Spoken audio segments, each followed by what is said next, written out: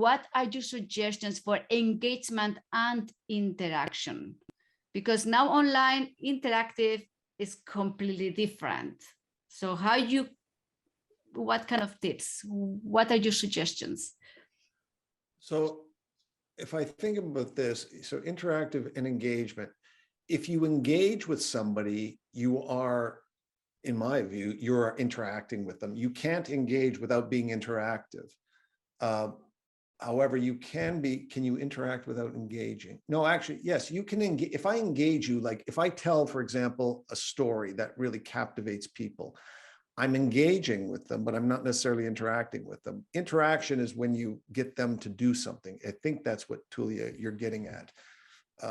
In ways of doing that, it's a variety of things. I mean, you've got tools like different polling applications like Mentimeter to get people to answer polls. You can have an open forum discussion where people are just discussing things. You can send them off to breakout rooms and then have them discuss among themselves and come back. There are a lot of different ways of interacting with an audience in an engaging manner.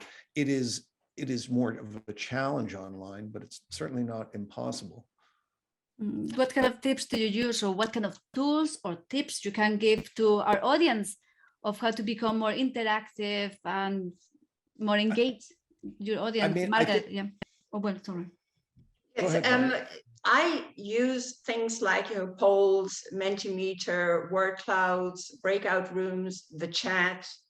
I use all the tools available, but I'm also careful to keep a close eye on what's going on the screen because that tells me a lot.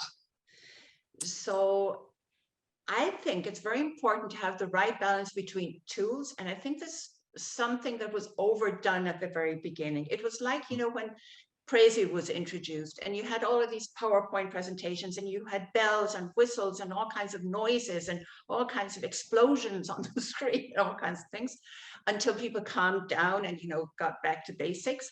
I think there were so many different things that we could use at the beginning. We tried to use everything and maybe too much. Now, my lesson from that is I have a standard repertoire. I look at the amount of time that I have available for the session. I try to work out, okay, how many polls, how many word clouds, what about the chat? Who's going to keep an eye on the chat? I think this is really important because the chat is a feedback, but it's also a distraction in a way if there's too much going on in the chat. So I try to find a balance between using tools and using stuff and keeping a close eye on what's going on and reacting to it, because it's the same. If you're in the room in front of me, I can see what you're doing. I can see how you're feeling. I'm listening to you, I'm observing you, and I react to that. And I try to do the same on the screen.